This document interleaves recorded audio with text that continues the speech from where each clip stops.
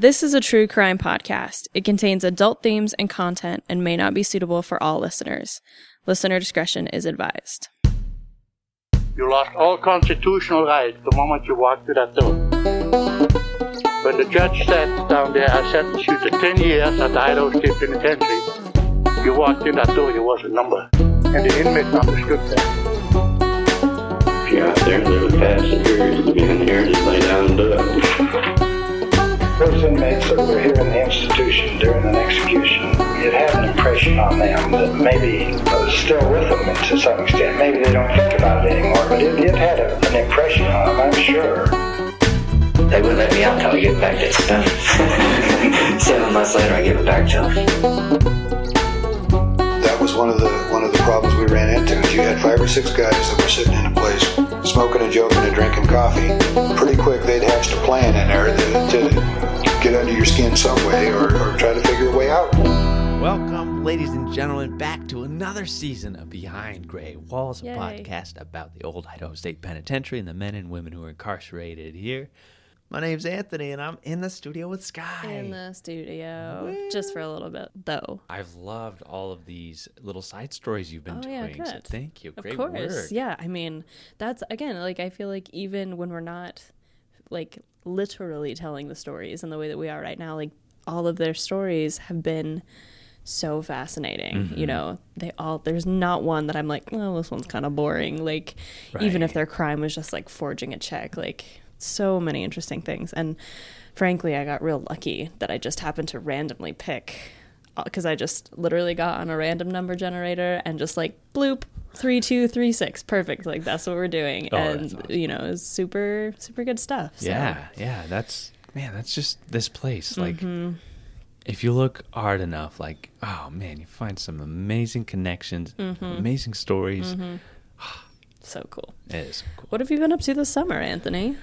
A lot and a little, like, you know, gigging here and there, but then like not rehearsing too much, so it's a lot of showing up to a gig because they need live music right. and ask the night before to do a gig sort of thing. Oh. So it's been rough, but luckily, you know, everybody's been dying for live music, and just to have that, like, see people's joy and have people get out of their chairs and dance, just like it's filled my heart. Like, I know it's cheesy, but seriously, like, I've missed that so much. Oh, I've also became a dungeon master. Yes. And I've been leading some D&D. dungeon world, yeah. And I use a lot of what we take here to create situations, that makes especially we sense. have a thief in our crew. Cool. Anyway, I always try and tempt him with everything. It's That's very fun. You can create the world, and you can think of, like, they'll solve this situation this way. It's so obvious, and they never do. Oh, absolutely. And that's, I mean, when we're looking at corrections, it's the same thing. Like, everyone thinks so differently. Totally. And you can't make one solution that'll fit for everybody. How about you? What's your summer? Oh, not too much. I've been working on the pod. I've been doing some studying for comprehensive exams that are coming up in the spring. Ugh. And I've been doing a lot of mountain biking with my dad, which has been super fun. My dad will appreciate this story. So yesterday we went up to a trail that's like up like a couple miles away from Bogus Basin, and it was all mostly downhill, which was super fun. Like, you get all the fun without all the work, but we had to climb up at the end. But anyway, so we were in the actual mountains, because like some of our trails are just in the foothills and stuff. And so the trail's pretty small. And I remember thinking as we were riding, like, we're on the side of a mountain. Like, it's not like a sheer cliff, but like if I fall, like, I'm falling down a mountainside. And I was like very freaked out by that. So some of it was pretty rocky, and I'm like still like a baby beginner. Like, I haven't figured out my balance yet. Like, there's just things I haven't quite mastered. But we were going over a bunch of rocks, and I was doing really well. And then we came upon this area where there were 2 boulders they seemed really close together. And I should have known that, like, people ride this all the time. Handlebars must fit through it. But I kind of panicked. And so I tried to turn one of my handlebars, and the rock on the other side caught my handlebar. And so I went flying over to the side of the trail.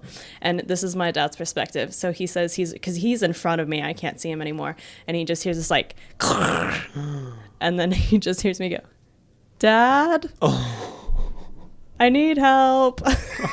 And so he comes sprinting back up the trail on his bike, and he like, I can only imagine how pathetic of a scene this must have been. That like, so I am like, basically I'm facing the trail, my back is in this tree, my hands are like on the tree, but they're not on the ground, so I can't get any like purchase to stand up. My left knee is like folded underneath me, and so then the bike is like kind of technically in between my legs, and my right leg is on top of my tire. And I just, so like I see my dad riding up, and I was just like, Dad, I'm stuck. Oh my God. And he was like, yeah, you are. And so anyway, so we get all untangled. I was totally fine. Like I have a couple scrapes is all, but I just was like, man, I wish I could go on to like a mountain biking trip and like not fall off, because my record is not good. But it's been a lot of fun. It's been some good quality time with my dad that I don't get because I'm away so often. Yeah. And then of course it's so nice to be like riding mountain bikes, around the Idaho mountains, which is I don't get to do in Texas. Yeah. So loved it. Been a great summer. That's great. I'm glad to hear it. But anyway, we've been on a tangent, but Yes, I think we it's been have. fun. Yeah. It's been a long time since we've done this. It has been. A lot to catch up on. Yeah. But maybe we should catch up on some inmates. So why don't you start us off with some intense prisoning? Yes. A very creative yes, fellow. yes. And you'll see that and you'll hear that. Yes. He is just he's an outlaw through and Yeah. through. I mean, I know one story about him, and it's his most notorious story, but I don't really know much else, and it sounds like he is a troublemaker. Oh, he might be the most renowned individual for a particular thing, so we'll get to that. So I'm covering Dennis Guy Clark, number 11226 and number 12337. He would have several more numbers beyond that in other institutions. My sources are the Idaho Statesman, newspapers.com, Ancestry.com, Oral Histories, which you'll hear throughout, CattleFacts.com, Texas State Historical Association Handbook of Texas Articles on the Texas State Penitentiary at Huntsville by Donald R. Walker, and that's tshaonline.org. There are a lot of Texas in that title, like a lot of the same word Texas in that title, which is frankly not surprising. Having lived in Texas, I feel like I've learned a lot about Texans' mindsets, and that seems accurate. Yeah, that's good. So, if this name, Dennis Clark, sounds familiar, it's probably because most of our guides have told his story, particularly the 7 months he spent in solitary confinement in Siberia, holding on to a certain particular item, which we have on display in Five House. And you can actually go to Five House and see his mugshot and his item that we'll discuss here in a moment. And besides having files on Dennis, we also have these 2 oral histories with him, and one with him and a group of other incarcerated men that was taken in the 90s. And I'll do my best to let him tell his own story, popping in oral histories throughout this episode. So, Dennis Guy Clark was born on March 22nd, 1945 in Arkansas City, Kansas, to Warren Kerrigan Clark and Ella Mildred Heater Clark. He was the third and middle child of 5. He had an older sister, Donna, older brother, Kerrigan, younger sister, Paula, and a younger brother, Daniel. His father fled Kansas for Idaho when Dennis was about 10 or 11 years old, around 1955, 1956, after his youngest brother was born, which he just abandoned the family and his mother. So Dennis was actually taken to the Kansas receiving home and in the custody and the courts from there. He would state that his home was so dysfunctional that he spent most of his childhood in foster care, which included about 40 different foster homes. Whoa, that's too many. That is too many. And, this is information, I can only take that from his oral history, so I don't know how honest or true that is, but I mean, feel like that's a lot of foster homes. Yeah. And I found his father, Warren's 2004 obituary, which revealed that when he made it to Idaho, Warren actually worked at the Pickett Ranch in Oakley, Idaho, which is south of Twin Falls and Burley. And from there, he worked at the Richard Blinko Farm, just southwest of Paul, Idaho, north of Burley. And the Blinko Farm is notable as in the 60s, it was one of 100 farms in the nation wired up with the cattle fax machine. Cattle fax? Cattle fax machine, The cows just out in the field like, hey, guys, hey. Hey Betsy, you got a fax. Yeah, pretty much. It linked all these cattle feeders to the American National Cattlemen's headquarters in Denver, Colorado, and it compiled the information from these 100 different farms from across the nation, and basically gave a breakdown to know like what animals were available, how much to sell them for. But I saw cattle facts, and I was like, okay, what is this? I have to know. Right. There's nothing better than what I imagine. Yeah. As a cattle facts. Right, and it's still active today. Like they still have a cattle facts. All I'm this interested. stuff Is it so? It's still called a cattle facts. It isn't like they haven't changed it to like anything more modern. It is more modern now. So it's still run by that American National Cattlemen's headquarters in Denver, and now they are mostly analysts for the beef and agriculture industry. But Gotcha. I mean, it was the same one they started up back then. And Warren also worked at the Amalgamated Sugar Factory, and the oldest factory that's still in operation today is in Twin Falls, so probably worked at that one. And actually, here's a fun fact. My dad's good friend, he got a contract with Amalgamated Sugar, doing his like mining business, whatever it is that he does. I'm not completely sure, but my mom told me that. I was like, that's actually like a big company. So, yeah. Nice. Connections. Yeah, that's it. I figured. I was like, people are going to know these places. Yeah, totally. Yeah. And so, this was actually built in 1916. So in the 60s is when he's working there. And there's another mini factory set up in Paul. So he could have been in Twin Falls or Paul. Sure. A few years after being abandoned in Kansas, the rest of the family actually moved to Idaho. And his parents divorced, and his mother moved to Weiser, while his dad remained near Paul, Twin Falls, that kind of central Idaho area. And Dennis started working odd jobs around Burley, and around the age of 15 in 1960, he was working basically as a farm laborer and learned to operate tractors. He also worked at Richard Blinko's farm for a short time, and it was around this time that he got into his first real trouble. Dennis entered St. Anthony on May 2nd, 1960 for, quote, shacking up with a 15-year-old girl at Midvale, Idaho, end quote. So they were both about 15 when this occurred. I don't like that. And I guess I should say I prefer it with two people who are the same age, but that's still very young. 15, yeah. Too young. Right, yeah. And so, he gets busted. And the charge, according to the Tallahassee Democrat in Florida, was, quote, rape, transporting a minor across a state line, and breaking and entering, end quote. So we'll get to why that was written in Florida in one moment. But for new listeners, St. Anthony was actually Idaho's industrial school for juvenile offenders north of Idaho Falls near the Wyoming border. And I could not find any details about the crime itself, but I did find that Dennis and his partner Melvin Haggard escaped the industrial school either on July 27th or August 11th, 1960, so he wasn't there very long. And knowing what I know about Dennis Clark, he may have escaped on both of those dates. Right. But the prison file states July and newspapers state August, so I'm not entirely sure. A lot of his file is that way. Regardless, Dennis and Melvin stole a 1956 Pontiac in Ashton, Idaho, wrecked it, abandoned it in Rexburg, Idaho, stole a 1950 Plymouth and drove that to Laramie, Wyoming. And then I don't know if they stole another vehicle, but somehow they drove across the country heading south, making it all the way to Tallahassee, Florida, where they stopped in at a drive-in called the Tip Top on August 26th, 1960. So about 2 weeks. 2 weeks, yeah. Ish. And while at the drive-in, they requested that the tray not be left attached to the car door, which made the manager a little bit suspicious. He's like, these are like 15, 16-year-old kids, like in this nice new car. Something's going on. So he alerted the Florida Highway Police, and they had a station nearby. When the boys left, the police were waiting nearby and arrested them. And they were suspected of breaking into a home in Baghdad, Florida, and were looking at a federal crime of crossing state lines with a stolen vehicle.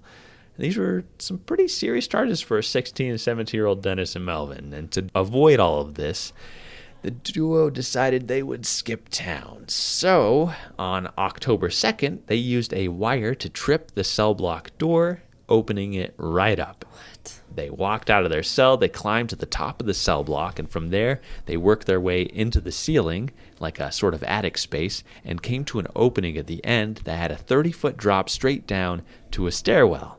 So they took their blankets, they knotted them together, and they made this little sheet rope and slid down that into the stairwell, effectively escaping the jail and landing in the main courtroom of the jail. And from here, they had no trouble walking right out the door. They boarded a freight train and rode it to Pritchard, Alabama.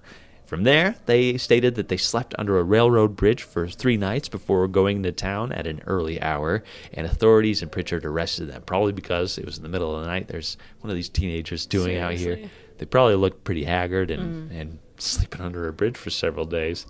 So authorities in Florida and back at St. Anthony were alerted, and Idaho authorities actually told them that they didn't want either of them back in Idaho. So they were sent back to their cells in Milton, Florida once again. And due to Dennis being a juvenile, I actually had to search Melvin's name for all of this information in the newspaper to uncover anything. But according to Dennis's file, he escaped again in January of 1961, about 5 months later. I couldn't find out what day and how he went about it. By the end of January 1961, Melvin escaped again and with 3 other young men, and they actually slid down a 20-foot temporary gas line, and that was installed in the jail there, and stole a 1959 Chevy station wagon. He wasn't out long. He was captured pretty soon after. Dennis actually reportedly returned to Idaho and turned himself back into St. Anthony by June of 1961. But were the authorities like, I mean, thanks, I guess. Right. We don't really want you here. I think so. I think that was part of it. The Milton jail may have been a little tougher than St. Anthony is kind of my guess.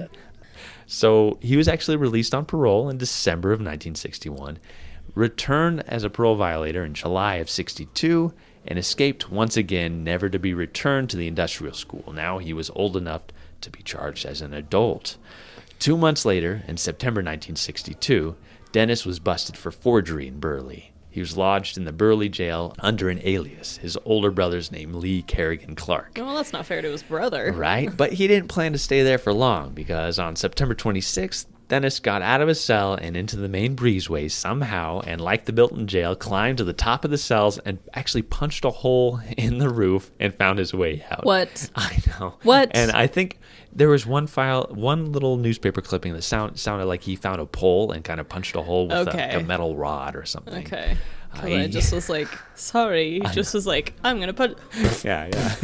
through. Like, we have many issues. Yeah. This guy he's an artist when it comes to escapes. No kidding. He headed west to Weiser, where his mother was living, on the Idaho-Oregon border the next day. And there he would find himself in yet another spot of trouble. On September 27th, 1962, around 2 a.m., Dennis went to the East Side Grocery and Fruit Market in Weiser. He pried 2x4s that covered a window, then broke the window and crawled inside. He looted around $35 in coins, like rolled coins, and a .32 caliber Smith & Wesson revolver. He was arrested less than 12 hours later when an off-duty city police officer spotted him and informed Chief Pearson of that town. And Dennis was arrested. Authorities found the coins and the pistol in his possession. He was looking at charges for burglary and lodged in the Weiser jail, and he remained in the jail through the summer, fall, and in December of 1962, after pleading guilty, 17-year-old Dennis Clark was given a withheld sentence of 3 years plus 4 months in the county jail with other special probation provisions. So withheld judgment and withheld sentences means that if you plead guilty to a charge in Idaho, typically your first and hopefully only charge, you will be sentenced to serve time and pay fines. But after you've completed your punishment, you can have the court dismiss the case retroactively, basically keeping your background clean of any convictions. The judge, despite probably knowing Dennis's background at St. Anthony, hoped that by doing this, Dennis would stay out of trouble. You know, he'd do his time, get out, stay out of trouble, and that's a risk. It's like one of those things where you're just like, I'm going to see if this works. And if not, like, I kind of look like a fool. But if it works, I'm going to look like a genius. Yeah, I think, this 17-year-old kid, I'm not going to put him in prison for 4 years. So he commuted his sentence to 4 months in the Washington County Jail and 3 years on probation. Around 11 p.m. on February 23rd, 1963, Mike Whately, the night radioman at the jail, was locking the prisoners in their cells for the night. Dennis and 17-year-old Michael Gotham waited behind a dark pillar in the jail for Whately to go to their cell.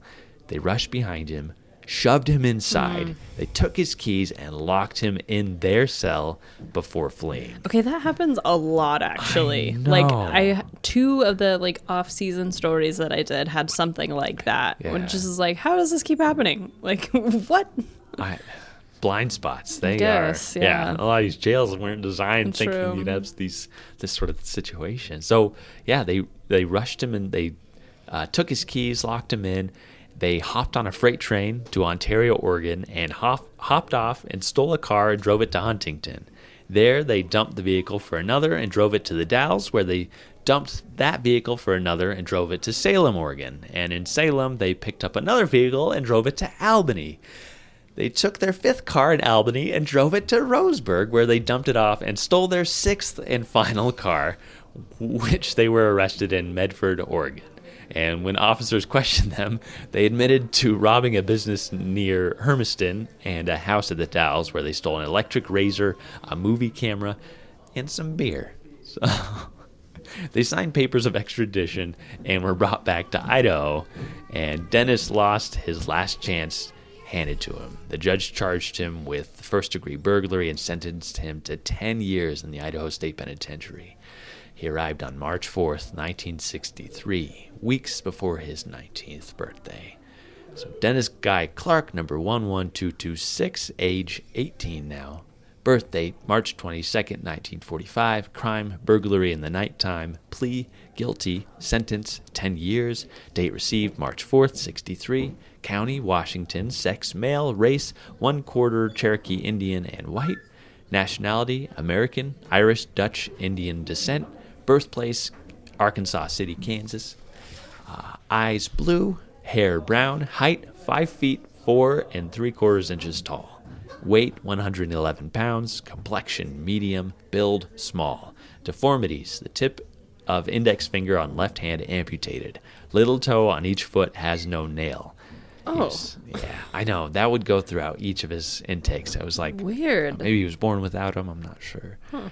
He's circumcised, not vaccinated, had only 2 tattoos at this point, drank and smoked, but didn't gamble or do drugs, and he was raised Catholic. Was he a communist? You know, it's not on here. Dang but it. You'd he think could it be, was right yeah. around that time. Education, quote, believes he completed the 10th grade, end quote, at the Idaho State Industrial School in St. Anthony. He wrote that he, quote, just attended school in St. Anthony, was never told the grade he was in, end quote. Yeah. Is this the mugshot that we have where he has like black eyeliner on? Yeah. Where he just like is looking like me in 8th grade, you know what I mean? Yeah, exactly. Raccoon eyes. Uh-huh. Occupation, farm laborer. Residence in Idaho, 4 years. He had scars and moles all over his face and arms, and the nail on his little toe of both his right and left feet were missing. And the most grisly are the 2-inch square scars on his left forearm, the back of his right arm, and his left shin, quote, where tattoo has been removed, end quote. Oh, man. So he had, like, cut out tattoos, cut his flesh to remove go a tattoo. deep. Yeah. He also had LOVE across the knuckles of his left hand and the initials DC on his left arm. For Dennis I was Clark. hoping he'd have like the typical like one Love, hate. says love and the other says hey, and then he like says something all witty before he like punches someone. Yeah, so authorities gave Dennis the opportunity to go to school almost immediately upon arrival. He was put in the receiving/classification ward, which at that time was in number 1 house, or what we call the 1890 cell house, and he was allowed to take classes at the school in number 2 yard. Yeah, when they brought me in there, they receiving, they call it fish row, and it was in 1 house. And you come in, they brought you in the old tunnel, out here in the old tunnel, and out here. And they took you in there and they stripped you down. They put you in 30 walls and a size 14 brogan. They fit everybody, you know. And they put you in fish row. In 1 house, the cells there was, let's see, they still have cells in 2 house, don't they? Yeah, they would vary the same difference. You had a straw mattress, a bucket for toilet facilities, bucket for water. And I spent about, I don't really recall too much of it. I was pretty scared. You know, I was just 17, just the first time I come to the joint. And, but I spent about 2 weeks in there. I went through some, they tested me at the school, and then they turned me out on the yard, put me in the four house, and they had one tier where they kept everyone under 21 years of age. And, they put me in 4 house there. And I guess I was there probably 3 months. I tried to escape. I remember when I first went in there that I was pulled aside, and I says, "This is the way it is here. You don't snitch on people. You do your own time. You don't make a lot of noise here, because you get hurt." And that's just not how it was there.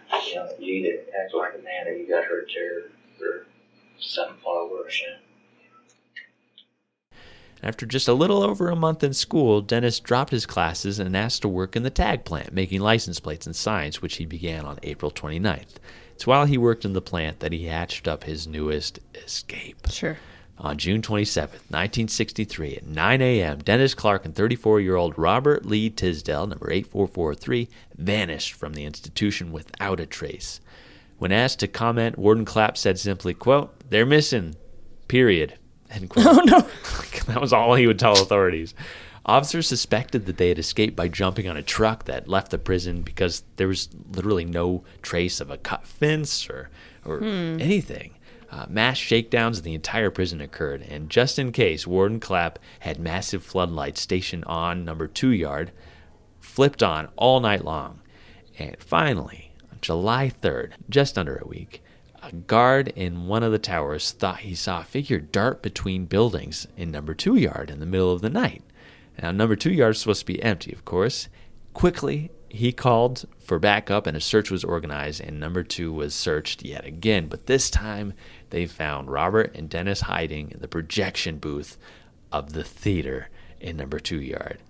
Asked how this could happen, Warden Clapp said, quote, "If anyone had told me 2 guys could have hid out inside the prison for that length of time, I would have said he's crazy." End quote. So they were hiding in 2 yard for how long? For just under a week, about 6 days. Why would you stay in the prison? Right. He asked them, and he got 2 stories, neither of which he believed.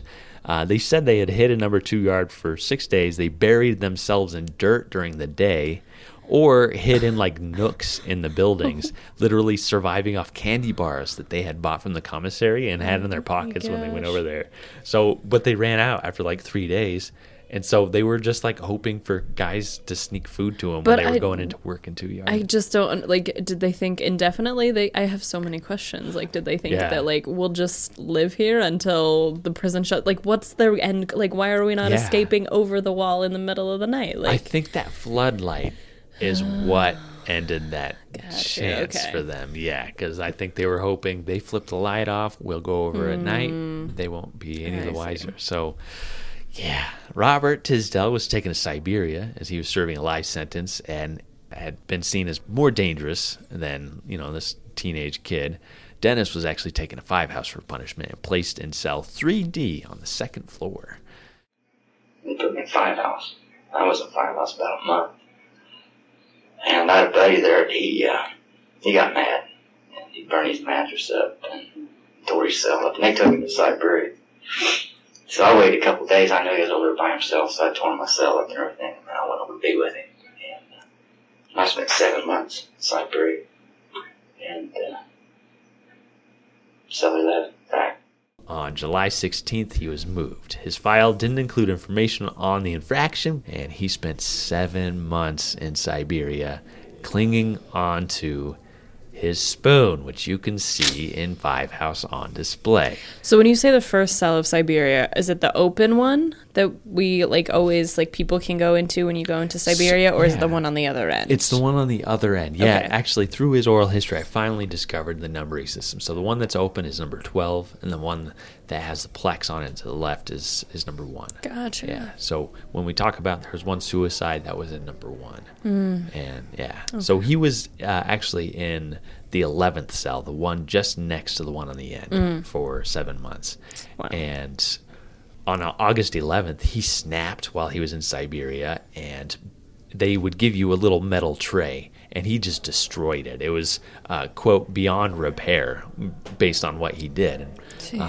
The officer locked his food access door, and they actually retrieved the tray from him, And he was put on Lou Clapp's restrictive diet, which was 1 meal a day served in an ice cream carton, because they couldn't trust him with any metal or anything else. Jeez. And here are actually some clips of Dennis discussing holding on to this spoon in these oral histories taken on April 1st, 1982, while he was incarcerated at the Idaho State Correctional Institution. When I was in Siberia, they had me under a restricted diet. That they had problems with me, like they fed me in long metal trays, you know.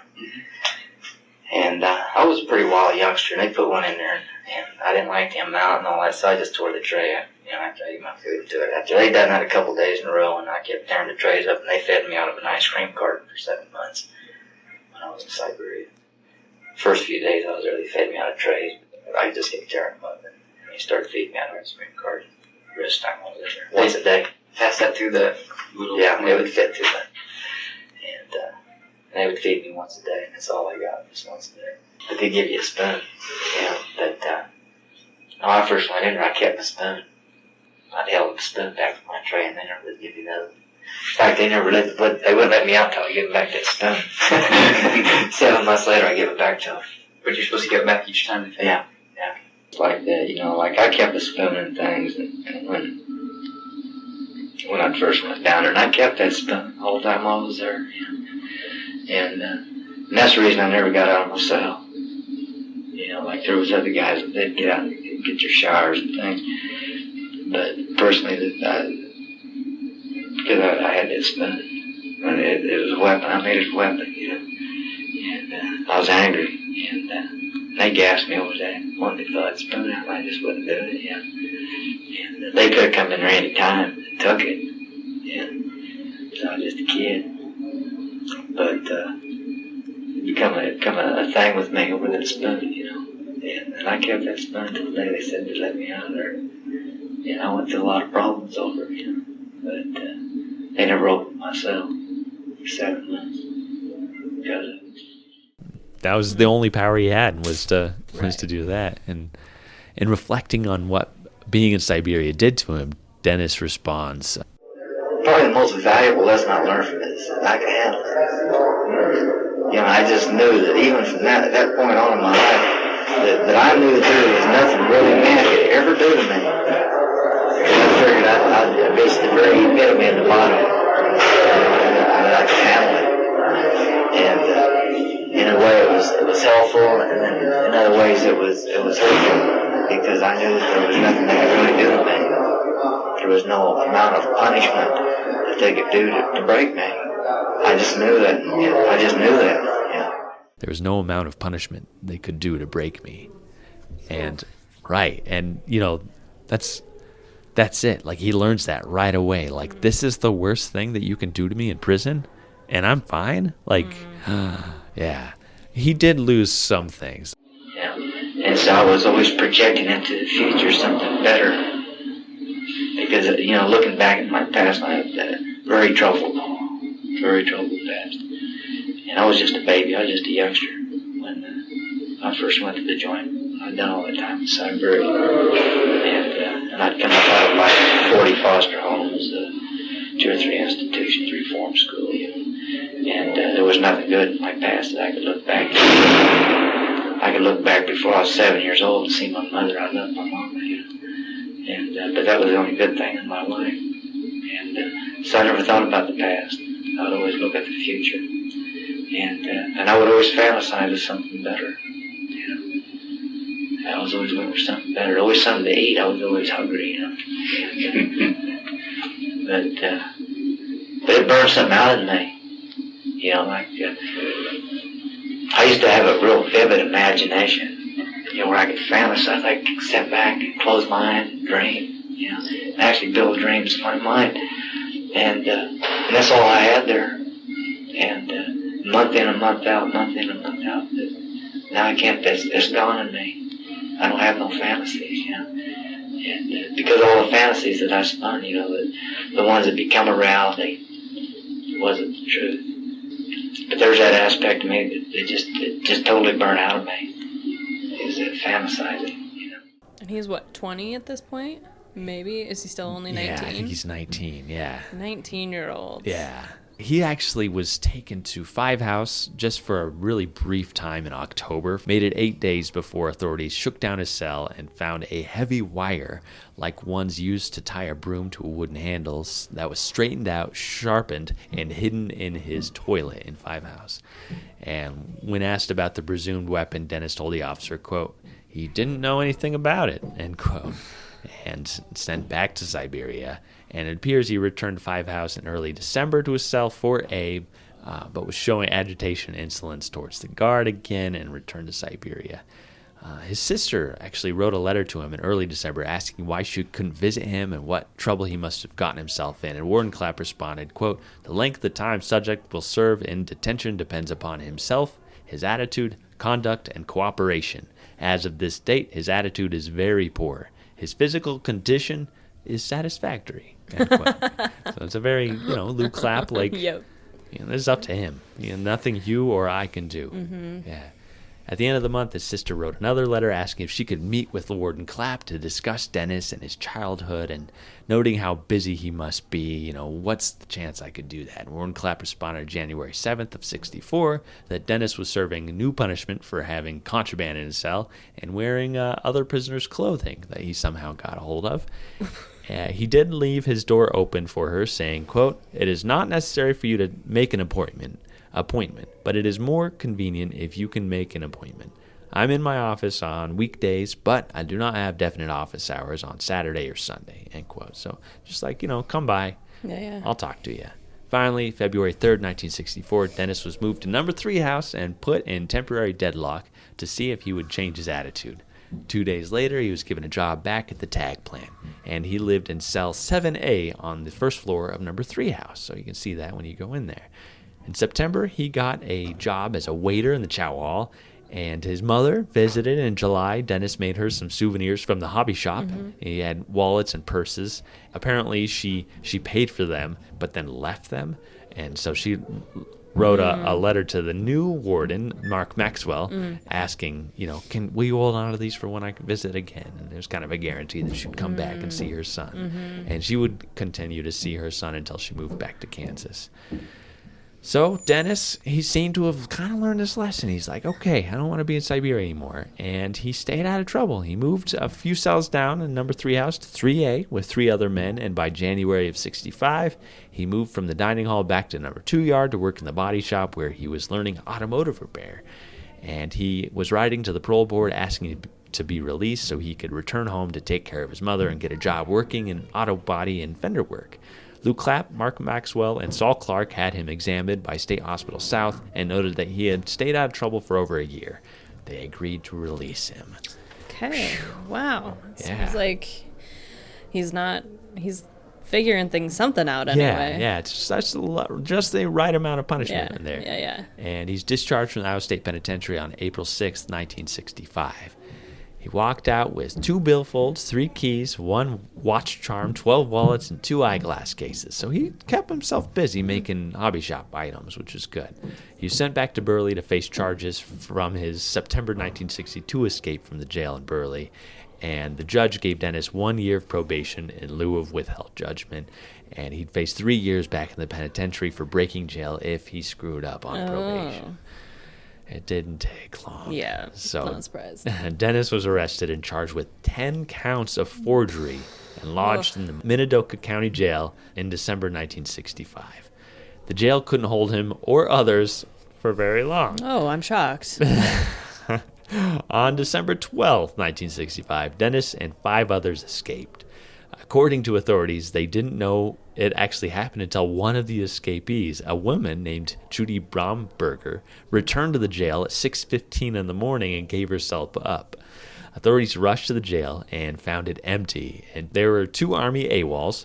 They were Helbert Bridger and Robert L. Knight, and forgers James Given, Eugene Smith, Ralph Poindexter, and Dennis Clark were all missing, with the keys to the jail and a pistol from the sheriff's office. Oh, gosh. Okay. So 8 men remained in the cell despite the door being open. So, more than half stayed behind. They're like, nope, I don't want to get any more trouble. Seems like the smart thing to do. Yes. Dennis. Yes. And it was suspected that actually someone broke into the courthouse where the sheriff had the keys around 2 a.m. and then entered the jail and released the prisoners. So someone broke in to release these men. So the sheriff wasn't there though? Yeah, This isn't like I'm thinking of like that Disney movie Robin Hood, where like the sheriff of Nottingham is like sleeping and whoever it is like sneaks up and is like able to untie whatever. Yeah. It actually might be King John, but it wasn't one of those situations. Okay. Yeah. The next day, Ralph Poindexter, Eugene Schmidt, and Robert Knight were arrested in Colorado in a stolen 1961 Chevrolet that was hot-wired in Rupert right after their escape. Wow. They were returned to Minidoka County Jail. A new white two-door 1964 Ford Galaxy with a red interior was also stolen. And sounds authorities, pretty. Yeah, I had to look it up, and I was like, Is it pretty? "Ooh, I would drive that, yeah." Authorities discovered it in southern central Utah, a town called Richfield, which had a rash of burglaries throughout the town, and matching footprints around the abandoned Galaxy and the burglarized sites. Dennis and his two companions, James Givens and Halbert Bridger, were still on the lam. While authorities were busy tracking down the three remaining escapees, Ralph Poindexter and Eugene Schmidt escaped again from the county jail on December 19th. They sawed their way out of their solitary confinement cells, broke out of the jail's main cell area around midnight. The two then returned to the same 1961 Chevrolet, hot-wired it again, and stole it for a second time before abandoning it in Hazleton, Idaho, east of Twin Falls. This time it'll really work. Hopefully. Oh my gosh. Maybe I'll lock my doors after this No next kidding. one. Third time's a charm. So 2 days later, Dennis's companions were arrested in Arkansas without Dennis.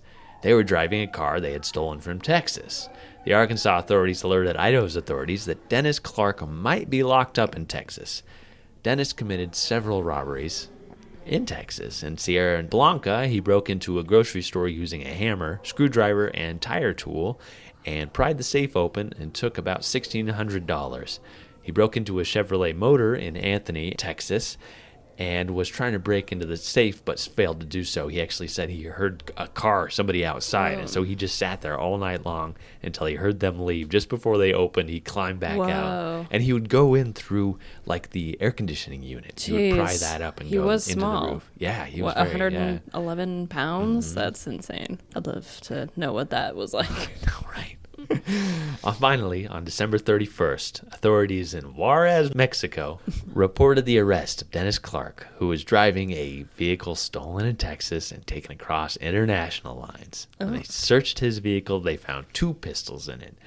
By January 6th, 1966, all 6 men had been recaptured as Ralph Poindexter was arrested in Bakersfield, California, and Eugene Schmidt was picked up in Needles, California.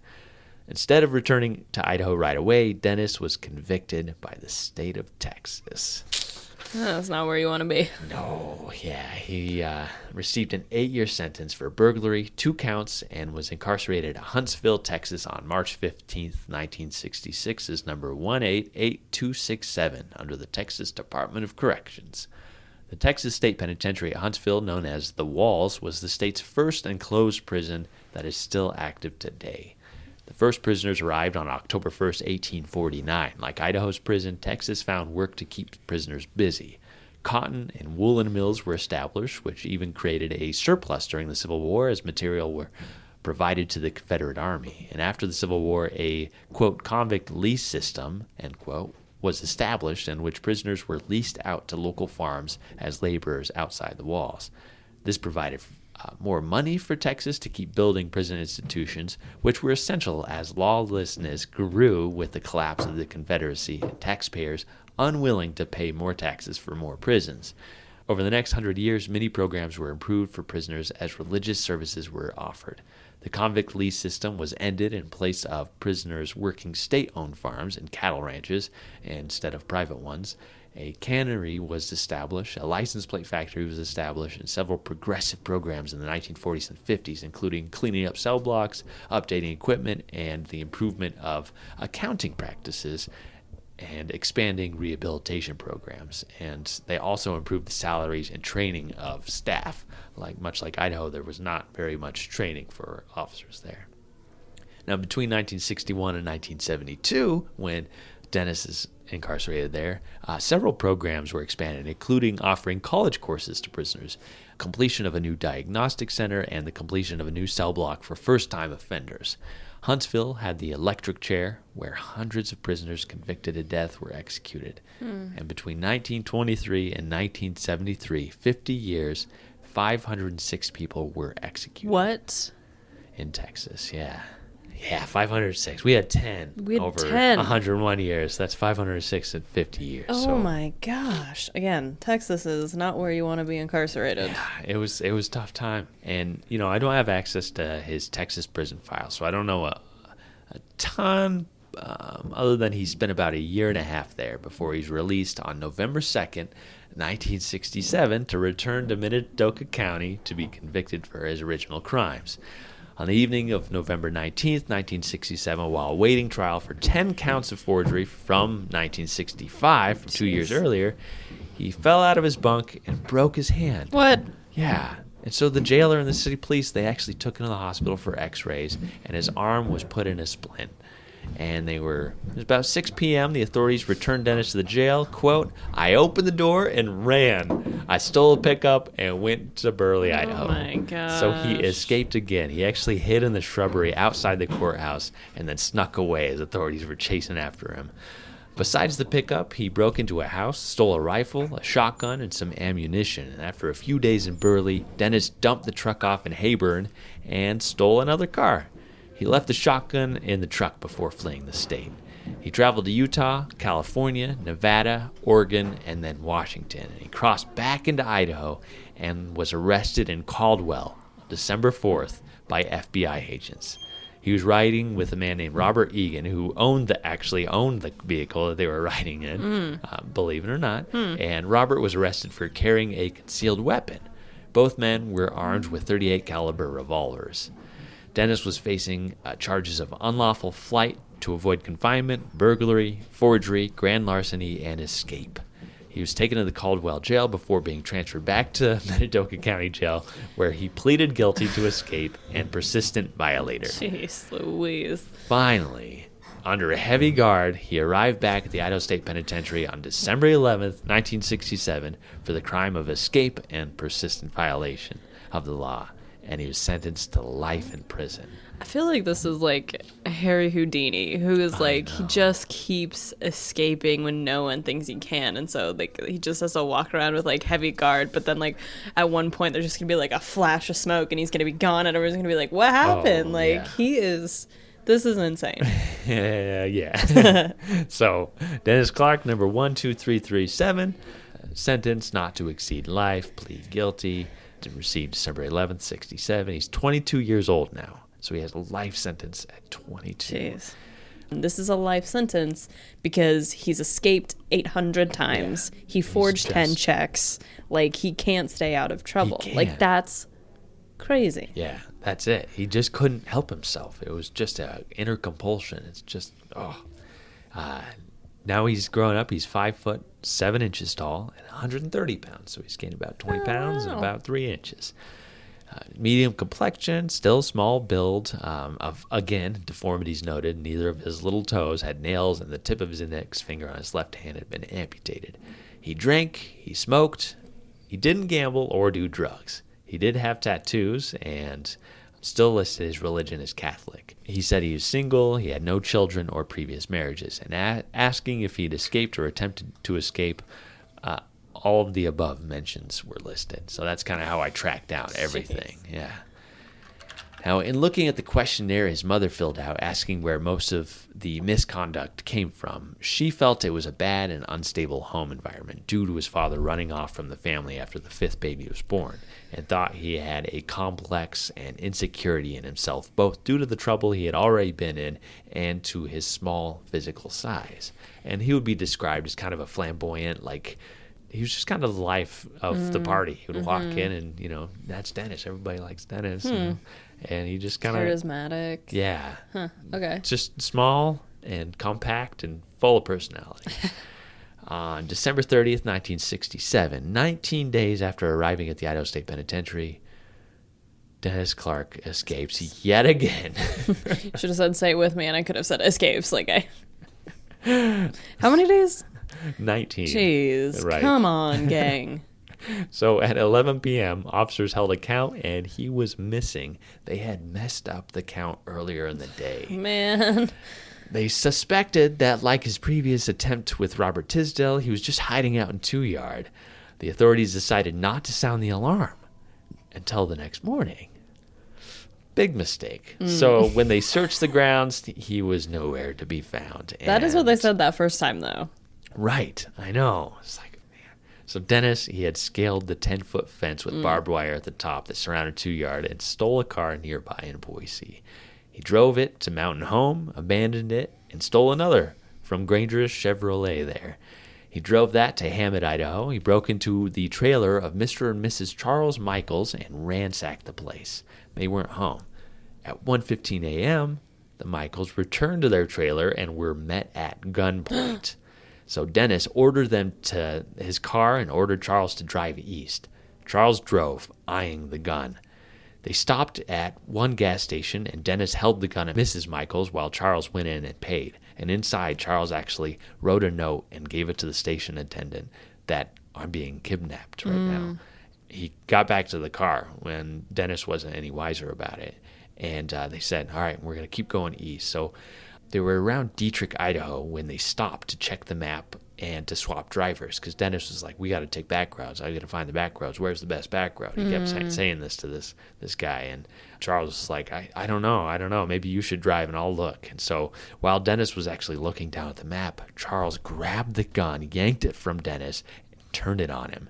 And Dennis, eyes wide, he opens the car door, he runs out, he hops out, and he's running through the desert near Dietrich, and Charles unloaded that revolver in his direction. Never hit him. Huh. Charles and his wife, they turned the car around and made it back to the local Shoshone County sheriff and drove them where Dennis had fled.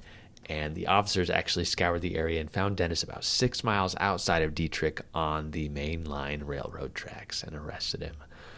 He was returned to the out-of-state penitentiary facing yet more charges. He was locked in the hole for a few months. That's the only place I can hold him. Right, yeah. And even in the oral history, Dennis is like, I heard about people escaping from Five House, but nobody ever escaped from Siberia. Like, nobody. There's no way. And it's like, yeah, that's pretty interesting. It's the best place for you, man. The escape artist Yeah. even said, I can't get out of here. Yeah. And a few days after this all occurred, Charles Michael actually wrote a letter to the Idaho Statesman editor stating, quote, "It is hard to believe, though possible to understand, that a youth could be so persistently lawless as to earn himself a life sentence for habitual violation of the law by the age of 22. But it is almost impossible to believe that that man ever would have found even the faintest chance to escape prison after his first half-dozen escapes. Yet, this life-termer has a record of 17 escapes. It is hard enough in these times for the innocent citizenry of the land to enjoy safety from criminal activity.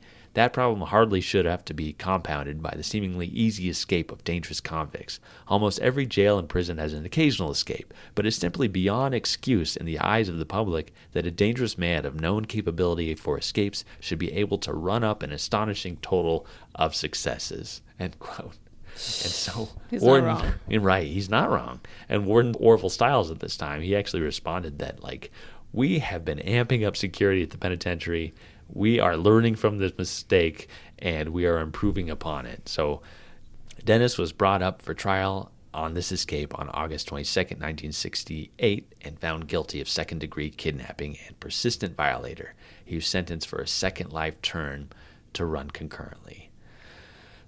So, Dennis was locked in maximum security to segregate him from the rest of the population for most of the year, and I couldn't find when he was released, but he quickly came up with a new plan to escape. He realized that there was a trap door in the ceiling of number 1 house, or what we call New Cell House, 1890 Cell House, and he could get to the roof from it. If he swung from the roof to that guard walkway on the back of the administration area, he would be blocked from the tower guard, number 1 tower, the one in the northwest corner that most visitors see as they drive up to the old pen. Okay, I knew that once I hit the wall, this guard could not shoot at me because of this shack here. because this shack here, I knew that once I hit the wall, this guy couldn't shoot him. And the only guy that actually shoot at me would be this guy. And so I started thinking on this. And then one house, they used to, well, the front of it, they used to have the captain's office was here. Then there was stairwells that go up. And this whole cell house had been gutted. Took all the cells out, and they showed movies in there. Okay, so I come in here and I come in through the captain's office because I worked for the captain in the captain's office, and I worked there, and I worked at the hospital, and I worked in the lieutenant's office. Okay, so I'd come in through the captain's office, and I'd come up the stairs, and I'd cut through the bars, where I could actually get into this area in here. Well, there was a ledge that is about 1 inch wide on this side of the cell house, and there was a couple of beams that come across here, and there was a trap door up there. So I come up here and I cut through the bars, and I got on this ledge, and I could touch the ceiling, and I could go down this ledge to get to this cross beam, where I could get up here where this trap door was. So I got the bars cut, and I've come across there, and I made me a Lloyd where I could Lloyd that lock on the trap door. Okay, and I got on top of the building, and when I checked it out, I could see there was no place to actually hook a rope anywhere on the top of it, that I'd have to hook the rope on the trap door.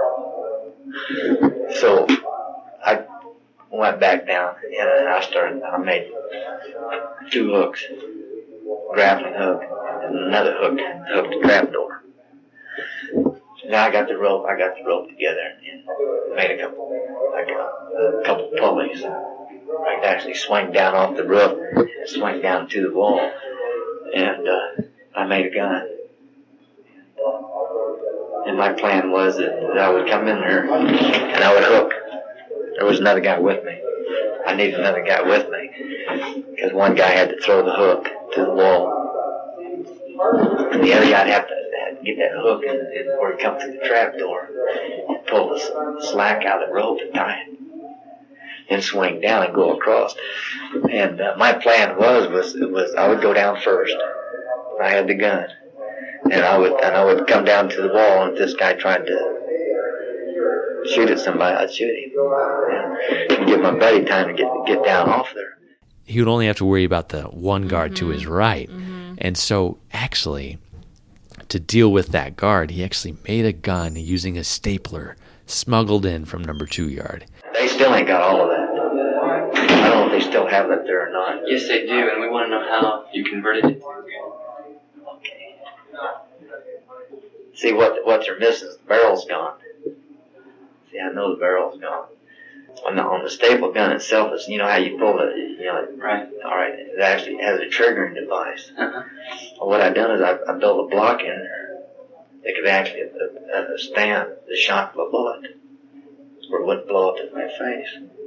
And I made another block that fit on that, and then the barrel fit down into the block, where you could actually take it, you'd load the bullet into the barrel, and you'd slide it into the block, and then a spring hung onto it, and all you had to do was pull it. And it would What was the block and barrel made?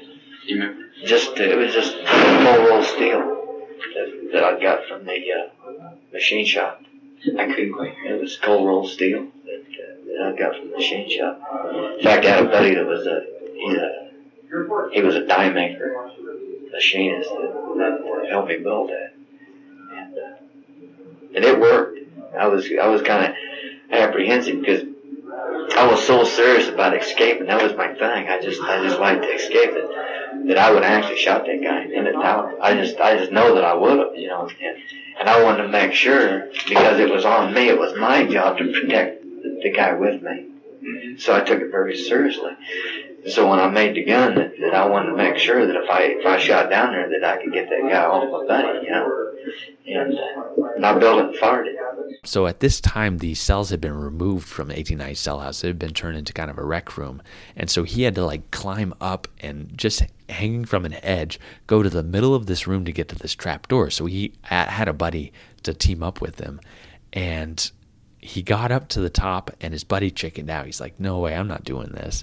And so Dennis went by himself. He got to the trapdoor and he fell. So when I knew I was going to fall, I just kind of dipped myself down and I sprung.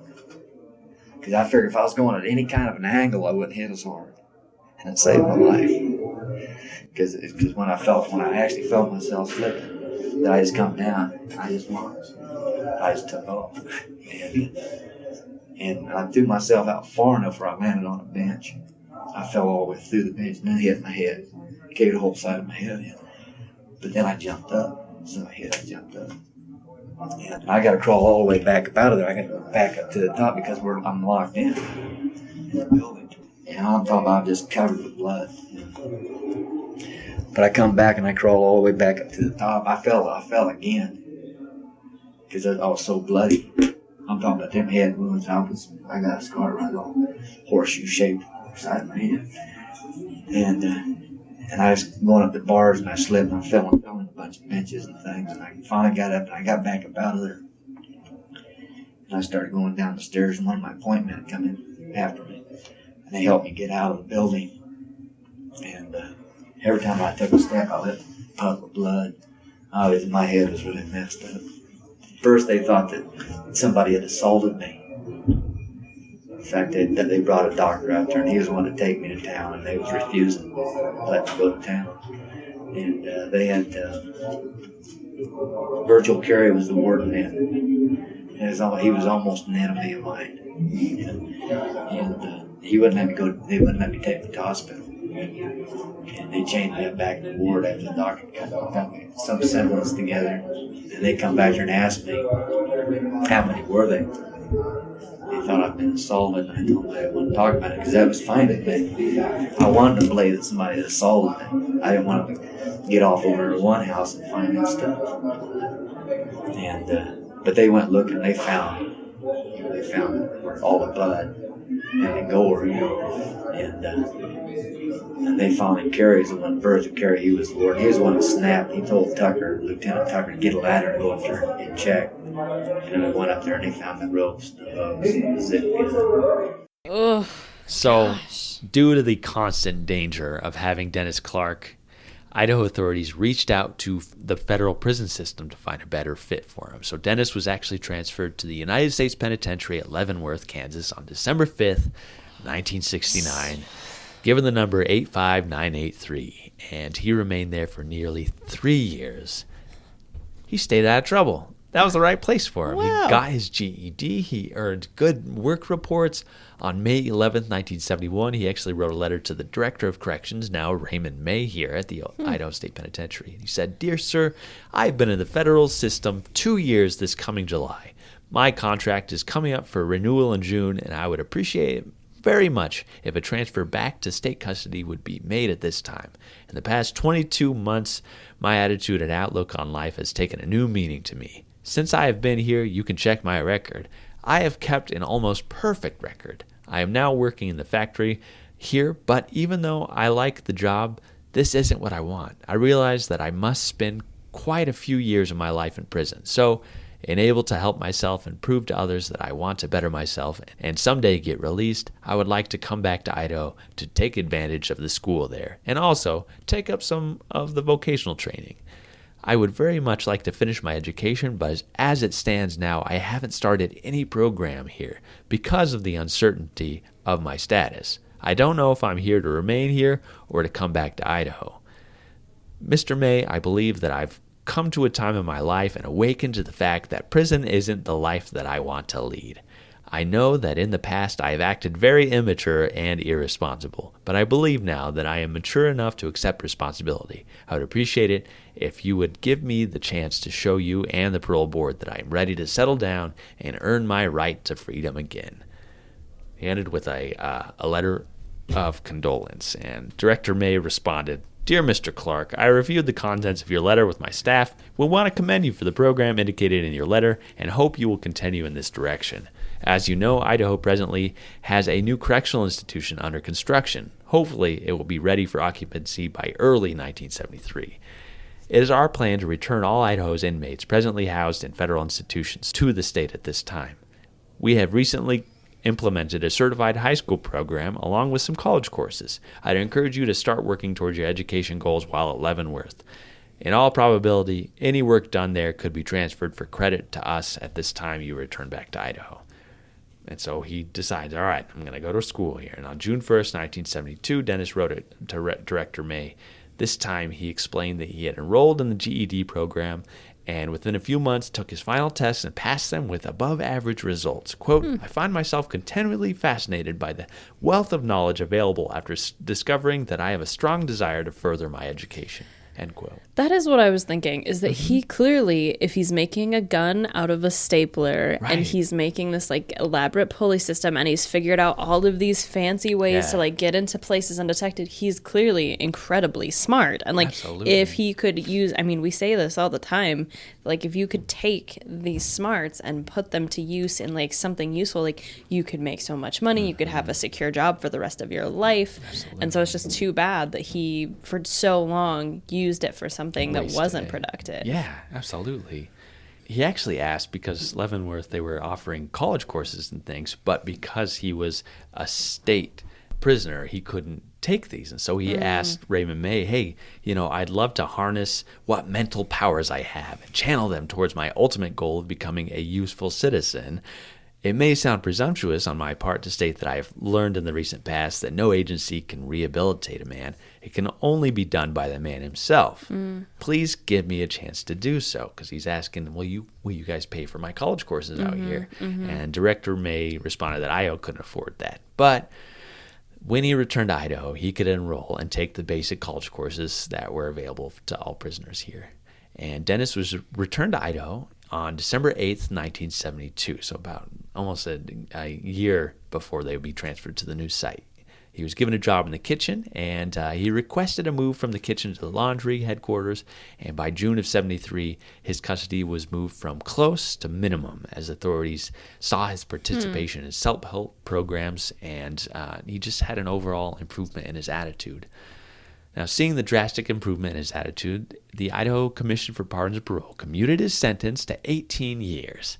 And it seemed that he was improving himself, turning things around as he joined different self-help programs in the institution. He fell off the wagon on August 25th, 1973, when he was working a minimum custody job and got his hands on some whiskey. Now, he promptly walked off the job and was arrested a month later, September 26th, 1973. He was transferred to Unit 7, the maximum security cell block that was completed at the new site. And in December of 1973, as the old institution was closing down, authorities wanted him to stay positive, see the trouble in his ways, and gave him a job of general maintenance in maximum security to keep him going. Now, in January of 74, he was charged with escape and handed 3 more years to run concurrently with his sentence, and that was for walking off. Regardless, they gave him a new position working in Penn Dine Hall, in the kitchen at the new institution, to provide him, quote, more meaningful and productive work, end quote. They were like, you know, he worked so hard. He was doing so well. He fell off the wagon. He messed himself up. But if we can keep his attitude up, we can maybe correct him. We can help him rehabilitate. They noted that the job would provide good security, as he would be relegated to work only during daylight hours. And they noted he was actually going before the parole board in February of 74. He then was given the privilege of taking night classes, furthering his development. And when he met with the board, authorities handed him another bone. They granted him a parole for March 3rd, 1975. And throughout 1974 and early 1975, his custody level dropped, and he was moved to the farm dorm and given work release to work with a construction crew on the outside.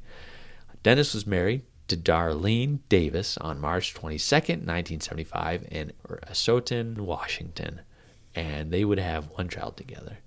He was released, but by September, he had committed yet another burglary in Weiser with his old pal Robert Tisdale. Dang it. And was sentenced yet again to up to 15 years in Idaho Department of Corrections.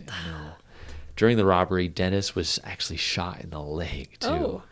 The oral history you've been hearing was from April 1st, 1982, while he was incarcerated in Idaho for this latest robbery. And I believe he was released in February of 1984. we obviously have limited access to the files after they left the old Idaho State Penitentiary, so I don't have much information. But as we've seen thus far, Dennis was a career criminal. His file specifically states that he had never had a real job outside of the prison, just a little bit of that farm work before St. Anthony. In early September 1985, Dennis and a man named Jesse Kuntz broke into an IGA grocery store in Hamilton, Montana. They cracked the safe and stole around $900 in cash, meat, hardware, including 2 VCRs and 6 movies, and other food. The next day, sheriffs searched his house in Rupert, Idaho, and found about $2,500 in cash and merchandise stolen from that and other stores. Dennis was arrested, but must have gotten out on bail because he skipped town. 2 years later, 1987, Dennis was finally arrested in Alberton, about half an hour west of Missoula in Montana, by federal, state, and local law enforcement officers. He's arraigned by federal authorities on a charge of interstate flight to avoid prosecution on burglary charges and wanted in Montana, Idaho, Wyoming, Nevada, Nebraska, and Colorado for several burglaries. He was brought up for the grocery store burglary and given 10 years in the Montana State Prison at Deer Lodge. Deer Lodge. Yeah. Ravalli County Sheriff Detective Jim Bailey said of Dennis, quote, "He's not run-of-the-mill. This is quite an artistic burglar who's put cops through hell everywhere. He does the job." Jeez. End quote. So he spent some time in Deer Lodge. I don't know when he was released on this charge. The next file I came across was when actually Dennis filed for a divorce from Darlene due to marital discord. What would have been causing that marital discord, do you suppose? I'm not sure. It doesn't make any sense. It seems like they would have had a very happy, normal marriage. Right. And they were divorced September 28, 1988. And at some point, he married another woman named Janet, and I couldn't find any marriage records of that. So we actually have another oral history, and I think this is towards the end of his Deer Lodge. It was in 1992, and it's a phone interview with him. And Chris Brady, who used to be the director here at the Old Idaho Penitentiary, she was interviewing him about tattoos, and he had become quite the tattoo artist. His body was full of tattoos at this point, and he had tatted up several other prisoners that had been incarcerated here. And so everybody said, "Oh yeah, if you want a good rose, get one from Dennis. Dennis knows how to tack up some roses." So interesting. Fascinating. Yeah. In August 1993, I found an article in which Dennis was facing arrest charges in Kansas. He was still listed as an inmate in the Montana State Penitentiary. So it appears he was released sometime before 1996 because he was arrested once more. Dennis was living in Greensville, California, and according to the Lassen County Times in Susanville, California, Dennis was, quote, known by federal investigators as the purported ringleader of West Coast white supremacist criminal gang. Oh, boy. End quote. He was 51 years old, arrested on December 18th, 1996, near Hood River in Oregon for a series of charges.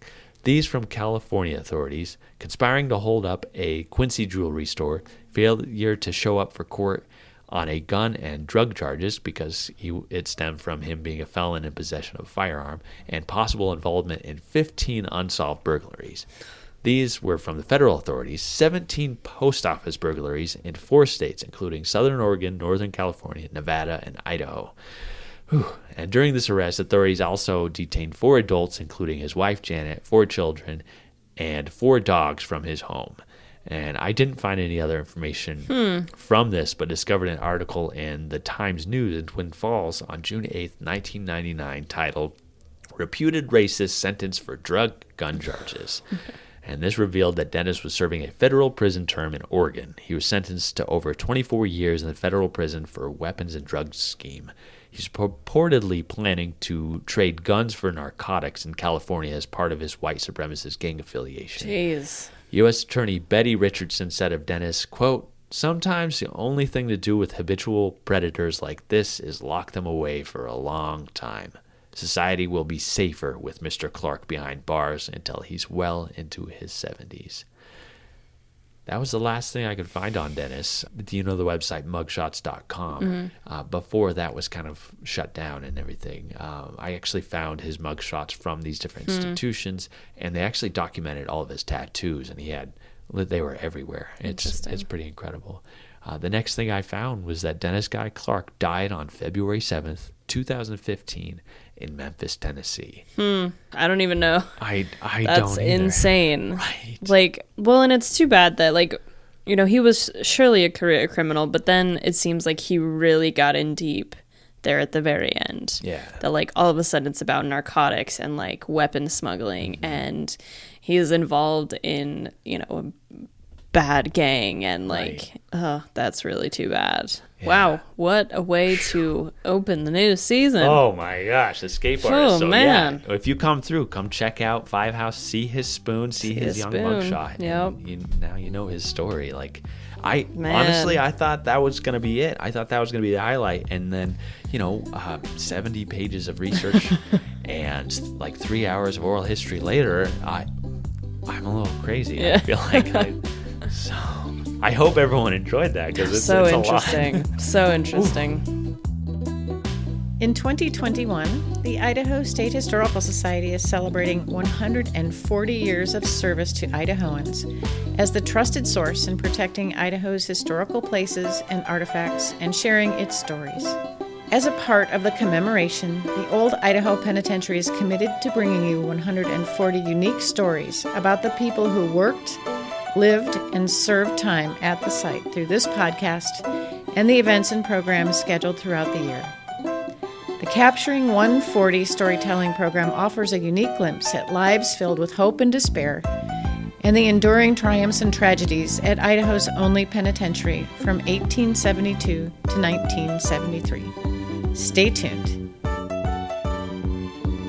They actually had a convict language that we'd speak. When the guards didn't know what we was talking about, we'd holler back and forth from Siberia to the hole. Or if we wanted to holler at somebody on the yard, they would sneak around there and get within hearing distance, and you could talk to them. And they used the language called Agoni. How was it spelled? Agoni. And it's kind of like hanging a bag or hanging a boot. I ask you, how are you? And you learn those, how to actually communicate. And very little communication with the officers. There was that separation. There was an enmity there all the time. Wow. All right, Skye. You have something fun to share with us today, too. I mean, I think it's kind of fun. I think so. Yeah, This is one of my favorites. She's a really interesting lady. So, today I am talking about number 2404, Mamie Ross. My sources are her inmate file, Idaho Daily Statesman articles, newspaper.com articles, ancestry.com records, Albion Valley Historical Society at albionidahohistory.org, albionidaho.org, and just, again, sort of general stats from Wikipedia. So, Mamie Ross was born Mamie Melissa Cohn on October 16th, 1876 in Albion, Idaho Territory. Her parents were Henry Cohn and Elva Johnson Cohn, and as far as I could tell, she is one of 12 kids. Jeez. Yes. So the 1900 census states that Elva was a mother to 12 kids, but only 11 were living. I'm not really sure which one had died by 1900.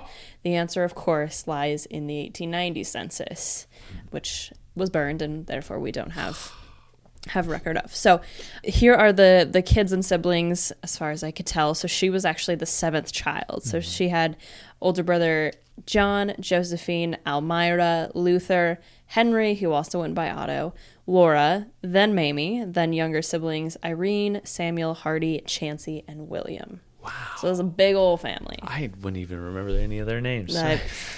It would be like if you were a parent, you'd just like have to go through the whole list of names and be like, I don't know who I'm looking for. All of you just get out here. My mom talks about that. Oh my gosh. She had 6 siblings. All of their names started with an S. And so my grandpa would like go through the whole, all of them and just be like, I don't know who I want. Just all of you get out here.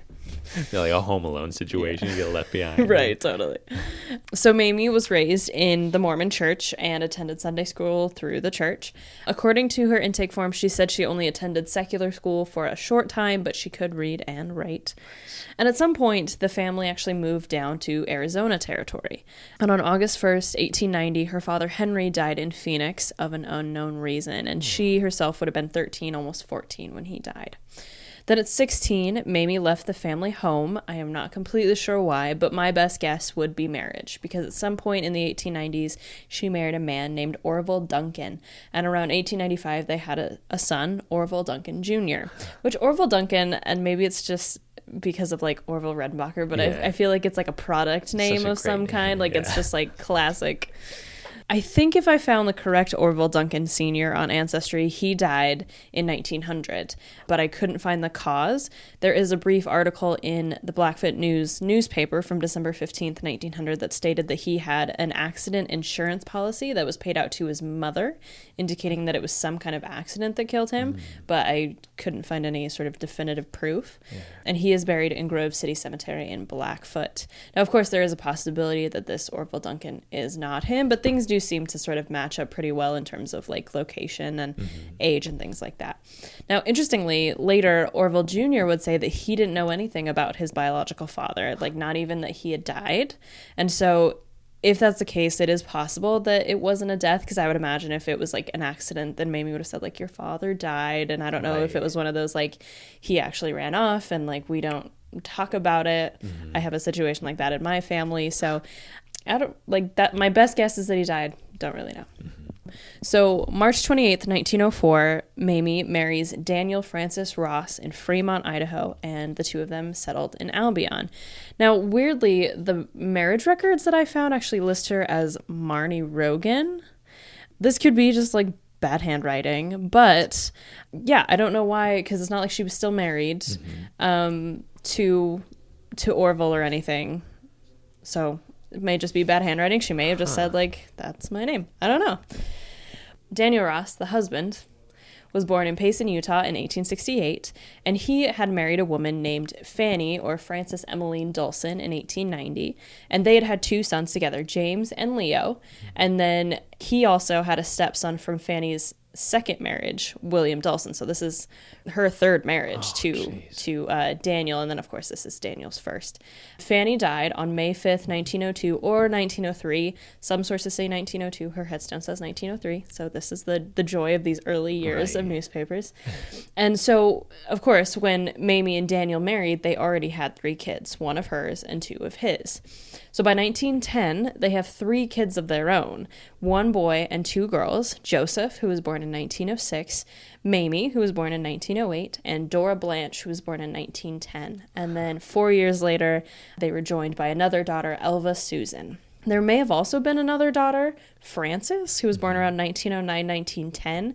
Now, she's listed in the 1910 census, but not in the 1920 census.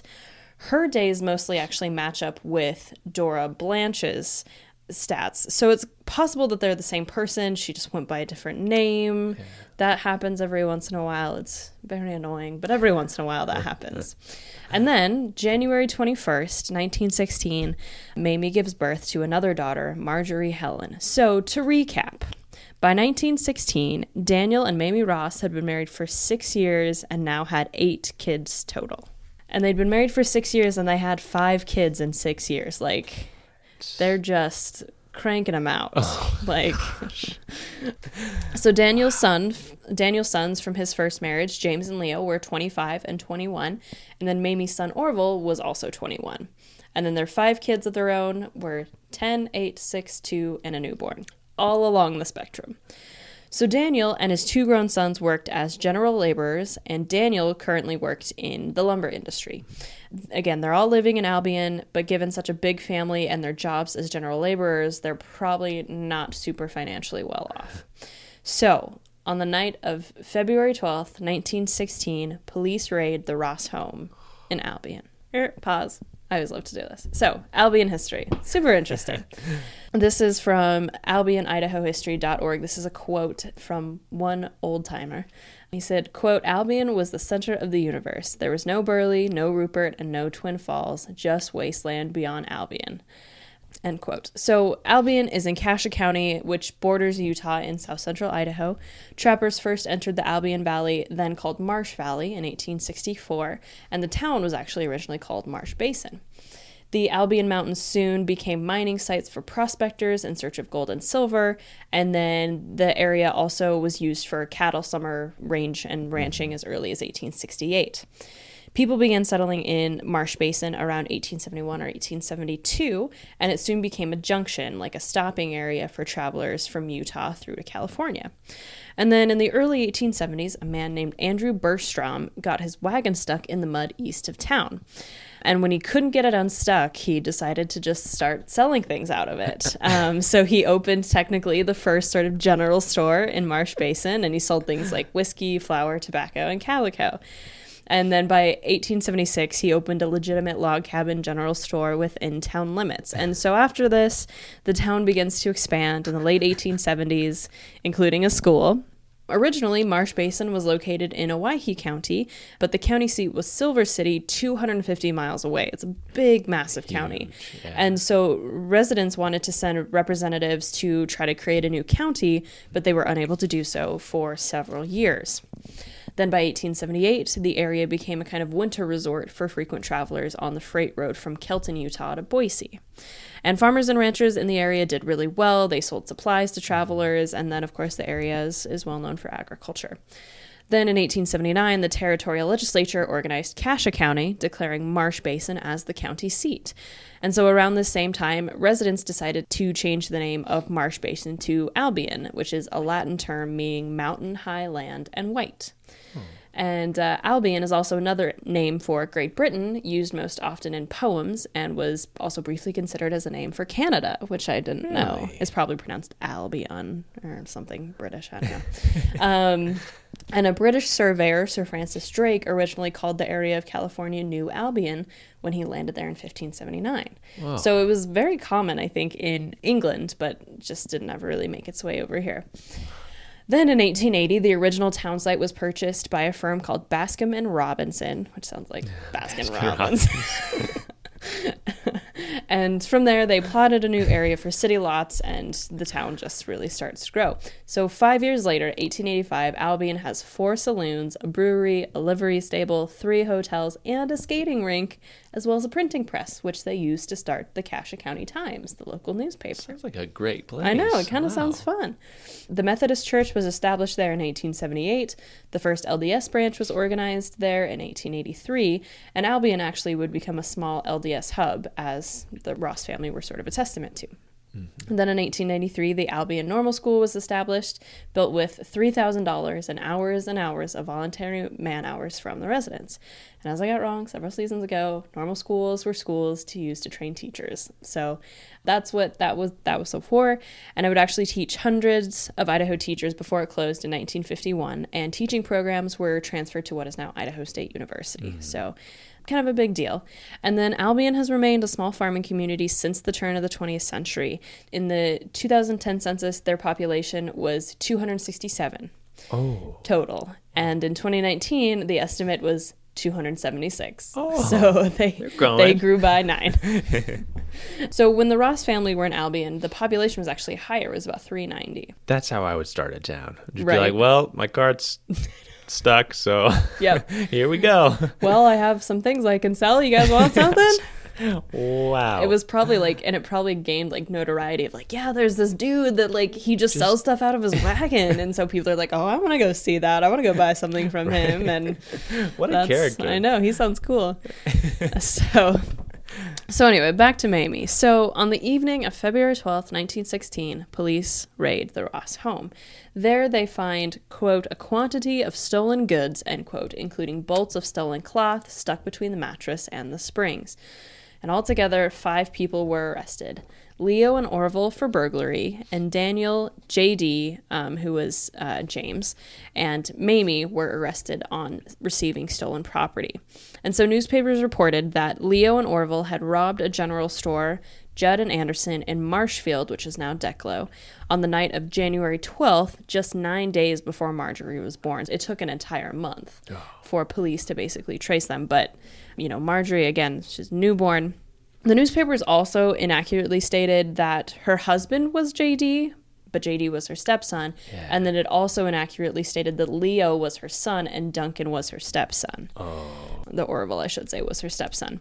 So authorities believe that Mamie was, quote, the brains of the crowd and the instigator of the whole affair, end quote. But there wasn't any evidence I could ever find to corroborate that, even when, the lawyers and the sheriff, all they said was like, she was the brains of the operation. I just know it. But they're just like, there is no evidence to prove that was the case. And Sheriff W.O. Pratt of Cassia County stated, quote, Mrs. Ross knew what was going on. She did her utmost to throw us off the scent when we were hunting for stolen goods. Even the bed on which her 2 youngest children lay contained a quantity of stolen goods, end quote. And it was mostly cloth? Yeah, it's like cloth, and then they said just a quantity of stolen goods. And I think even if she came in, like, she didn't, I don't think, and we can get into this, but I don't think that she knew they were going to steal. But by the time they brought it back, she was like, I mean, I could sure use some cloth because I have 8 kids I need to take care of. That's my only thought. Yeah. Like, and so she may have known that, yes, there were stolen goods in her home, but it doesn't seem to me as if she was like, go steal a bunch of stuff. But maybe, maybe I'm just thinking too highly of her. So on February 15th, Judge William A. Babcock of Twin Falls sentenced all 5 Ross family members to sentences at the Idaho State Penitentiary as they all had pled guilty. And according to a Daily Statesman article published several days after she had entered prison, Mamie declined the judge's offer of counsel, saying that her attorney in Albion stated if she pleaded guilty, she would get a minimum sentence. Quote, you may have been misled, Judge Babcock told her. I still insist on your having an attorney. There may be extenuating circumstances in this case, and I want them brought out if they exist, end quote. But still, Mamie insisted on her guilt and was thus sentenced. And that's the thing, and people really get into the judge's face of like, you did this to this like mother with this newborn baby. That was so unfair of you. And he had to be like, I gave her every chance to like fight this. Right. Like he really had to stand up for himself after this. So according to a Daily Statesman article on February 23rd, 1916, quote, the baby, Margaret Helen, which of course we know is Marjorie Helen, which weighed but 2 pounds at birth, was only 2 weeks old, and the mother had only been out of bed 2 days, so she stated, when she was called into court, a timid, frightened, sick woman who pleaded guilty to having received the goods simply because her sons gave them to her, end quote. And so the family, with the exception of her 5 other children, boarded the train to Boise, and of course, Mamie had her 2-week-old baby with her, which is this is where sympathy really comes in, not just with us, but with the people of Boise and around the state. So while on the train, a newspaper reporter asked Mamie, quote, didn't your lawyer advise you what to do, end quote? Mamie replied, quote, we didn't have a lawyer. We had never been in any trouble before, and when the officers asked me if I had received the articles, I said I had, for my son and my stepson brought them to the house and gave them to me. My husband was not even home at the time it happened, yet we both have had to pay the penalty for what the boys did. It has been a terrible lesson to them, not only to suffer for what they did, but to see us suffer also when they know we were innocent, end quote. When they arrived in Boise, again, all of the children, except for the baby, were actually placed in the children's home. And she showed up to the penitentiary on February 17th, 1916, with the baby in her arms. And she had been sentenced to a period of not less than 6 months and not more than 5 years. And of course, she couldn't keep this baby. So here's her intake form. Number 2404, Mamie Ross from Cassia County, sentenced 6 months to 5 years, age when received 39, born in Albion, Idaho, legitimate occupation, housewife. She's 5'3" and 1/8 inches, medium complexion, weight 112, color of hair brown, color of eyes gray-brown, married with 8 children, father not living, died when the prisoner was 12, mother no longer living, died when she was 33. She left home when she was 16 years old, had religious instruction, attended Sunday school, was a member of the Mormon Church, can read and write, attended school short time years, habits of life abstinent, former imprisonment none, name and address of nearest relative, Daniel F. Ross, peculiarity in build and feature, regular, condition of teeth, poor, size of boot worn, 5. Let's see, her father was actually born in England, her mother was born in the United States, and she had lived in Idaho for 14 years. So the day after her arrival, on February 18th, Warden Snook accompanied Mamie to the children's home where, quote, a sobbing little woman parted with her 2 months old, and of course 2 weeks old babe, leaving the infant in the dainty bassinet in the nursery of the children's home, end quote. And Ward Snook said that, or no? So that's what the newspaper was written. Okay. But then Ward and Snook did actually say in an article from the next day, quote, "Had we any kind of quarters for women at the penitentiary, I should have permitted the mother to have her babe. But we have just one room, and in this room are 5 women. 2 of them are diseased, and I do not think it well for the child to be left in this environment. In fact, it would not have been fair to either the baby or the other prisoners. So while it nearly broke the mother's heart to part from her infant, it seemed the only thing to do. We know the child will have the best of care at the home, probably much better than the mother could give it," end quote. And actually, part of the reason that Snook made this last comment is due to the supposed poor conditions of the Ross home back in Albion. So this is a Daily Statesman article from March 7th, 1916, quote, "Mrs. Ross has no home. The shack they were living in was a rental lean-to about 8 by 14 feet in which 10 of the Ross family were living. Most of them were known to be suffering from a loathsome disease. The penitentiary is much preferable to this squalid home. Mrs. Ross would have a better life there. In fact, she said she would prefer to go there if the children were cared for," end quote. Also, there were only 4 other women in the state penitentiary in the women's ward when Mamie entered, as far as we know. That was Mrs. G.E. Brown, who was in for accessory to murder, Hattie Kolb, who was in for adultery, Dolly Underwood, who was in for robbery, who I will cover later this season, and Maggie Acox, who was in for voluntary manslaughter. And I'm not really sure which ones were diseased, as Ward and Snook said, but apparently 2 of them were. Oh boy. So Mamie's story, understandably, is quite a sensation when the newspapers published this story. And 3 days after her arrival, an article appeared in the Idaho Daily Statesman titled, "Here Story of Mrs. Ross."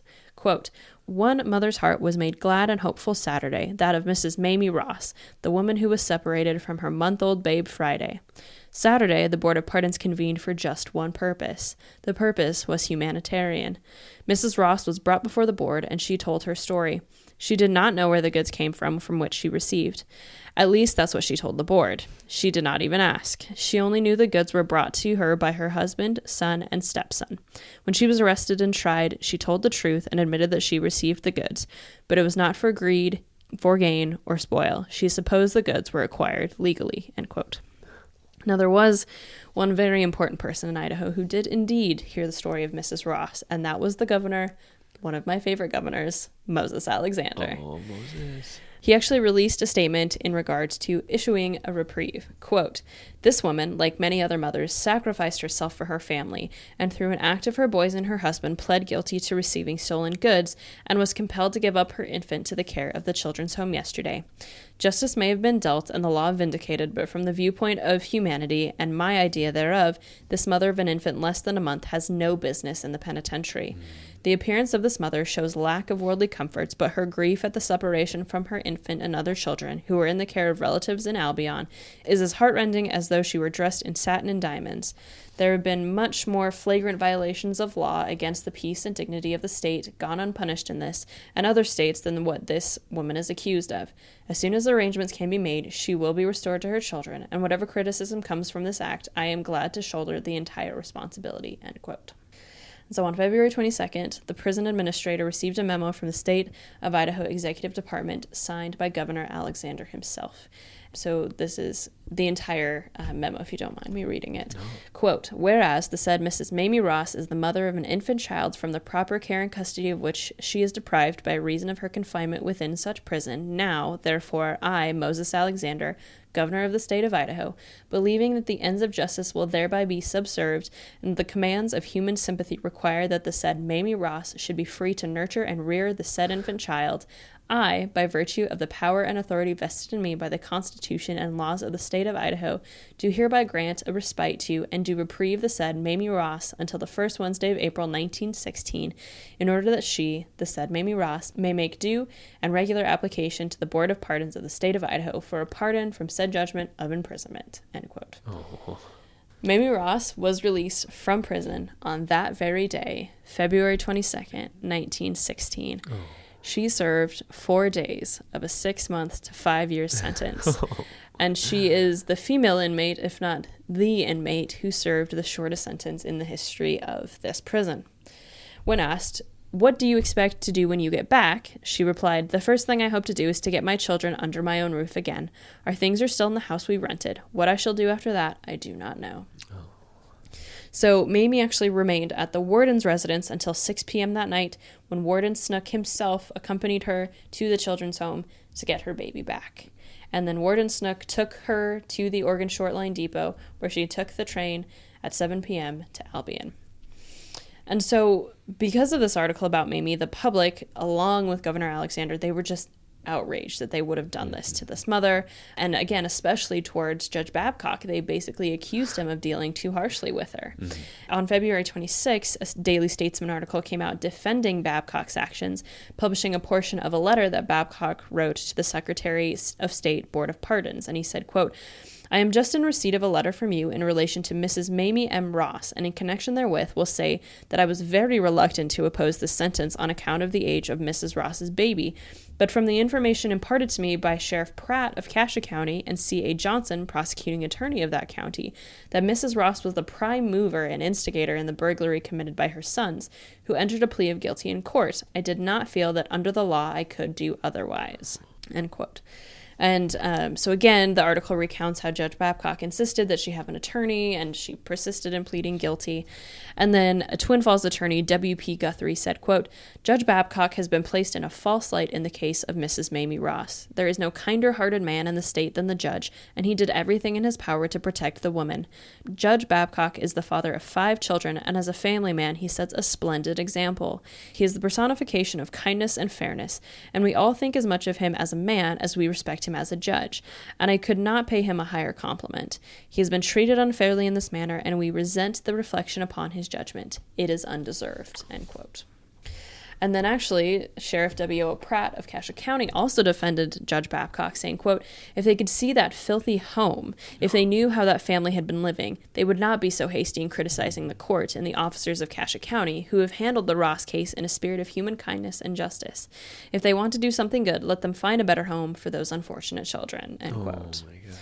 So yeah, he's kind of like, shots fired, like, come at me.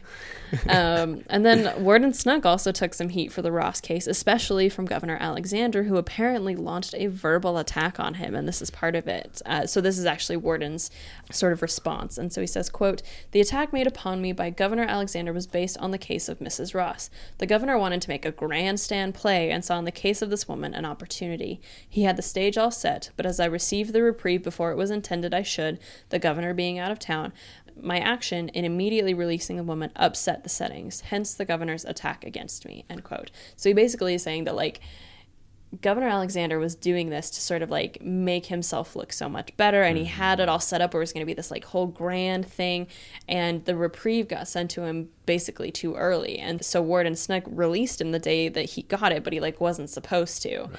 And so that's why Governor Alexander like attacked him basically. But despite all of this finger pointing and blaming, Mamie was released, and in April she was granted a further reprieve until the next meeting of the board, when they expected her to receive a full pardon, and she was given an official pardon on December 21st, 1916. Oh. So, as for the rest of her family, her husband Daniel and stepson J.D. were both put on parole in September 1916. Her stepson Leo was put on parole on March 8th, 1917, and actually her son was in for the longest. He was pardoned on August 6th, 1917. So none of them served more than a year and a half for this. Now, probably because the conditions of the paroles were that they remain in Ada County, the Ross family moved to Boise by 1920, where they lived on a farm. Sadly, Daniel died in 1924 at St. Luke's Hospital in Boise, just down the road from the pen. And you know how people say that, like, doctors' handwriting is illegible? Like, that's the big joke? So that's actually the case in Daniel's death record. I could not make out a thing. So hard. Not a thing. Yeah. I think it maybe says operated, so he might have died on the operating table to clear up maybe a chronic illness he had. Mm-hmm. I could make out the word chronic, but not the actual disease that was chronic. So he died at the hospital under treatment of doctors, regardless, but could not tell what it was. So in 1930, Mamie is still living in Boise with her son Joseph and her daughter Marjorie, and her daughter Marjorie is only going to be 14 at this point. which feels like so much time would have passed between 16 and 1930. But Mamie worked as a housekeeper, and then in 1940, she's actually living with her daughter Dora and her son-in-law William Tinsley, along with 3 grandchildren in Boise. And she actually remained in Boise for the rest of her life. She died in a Boise hospital on October 31st, 1954, of gastric carcinoma, which is the medical name for stomach cancer. Oh my gosh. So she was 78 years old when she died. She was survived by 2 sons, Joseph Ross and Orville Duncan, and then 4 daughters, Marjorie Ross, Mamie Boring, Dora Tinsley, and Elva Bodges, 14 grandchildren, and 6 great-grandchildren. And she's actually buried in Morris Hill Cemetery next to Daniel. Oh. And so that is the mostly uplifting story of Mamie Ross. Yeah. Snook has a heart sometimes. Yeah. It's so nice to hear, too. Yeah. So, it balances out, I feel like. Yeah. Dennis's story was just like escape, someone burglary. who has no parental figure, and then Mamie, who's like the citizenry is like, no, let this mother stay with her kids, like the ones that aren't in trouble, and like take care of them so they don't do the same thing. Right. Like, well, and especially that it was very vivid imagery of this just tiny baby, and this poor mother who is having to give. I mean, it breaks to think about how little 2 weeks old is. It's just heartbreaking to think of, a mother being separated from a baby that young is just, and especially in the early 20th century when marriage and motherhood was like really on a pedestal of like, that is sort of the ultimate, what women are supposed to be doing. And like family values is, really important and always has been important, I think, in this country. And so just all of that sort of worked in her favor. And to me, it does seem as if, again, the only reports that we have that this was sort of schemed up by her are from the Cassia County, authorities. And she herself said, like, yeah, I had it. And I thought they got it legally, so there wasn't anything I could do to say, like, no, I didn't have stolen property on me. Like, if it was stolen, it was stolen. Yeah. So, 4 days in the prison, which is so little time. But so that would be enough for me. I think I'd be like, okay, I'm done. Thank you. Like, 4 days. I learned my lesson. Trust me. Yeah. And I mean, she did. And it seems that her sons did as well. So, Well, great work. Yeah. Thanks, Skye. That is a good way to pick this up. Yeah. Well, season 6, off to a start. Yeah, that's for certain. Off to a start. Well, thank you, everybody, for listening. Remember, do your own time. Do your own number. We will talk to you soon. Bye. If you enjoyed Behind Gray Walls, please rate, review, and subscribe on your favorite podcast app so you never miss an episode. Not only do we get to hear your feedback about the show, but it helps others find us as well. If you're interested in finding out more about the podcast and to see mugshots of the inmates featured in today's episode, follow our Facebook group at Behind Gray Walls Podcast. We have a podcast Instagram as well. You can find us on Instagram at Behind Gray Walls Pod. How did you feel when you left Siberia? Very relieved. Very relieved. I know when Mel Howard come down there, he was the captain. And he asked me if I'd give him that spoon, And I told him, yeah, when you turn me out of here, And he said, well, if you don't throw it out, you're never going to get out of here. And I said, well, I've been down here 7 months. I remember telling him, I've been down here 7 months, so raising a cane down there in Bivalve. And he told me, he laughed. He said, well, I'll keep you 7 more months. He said, now you went out here and throw that spoon out, I threw it out.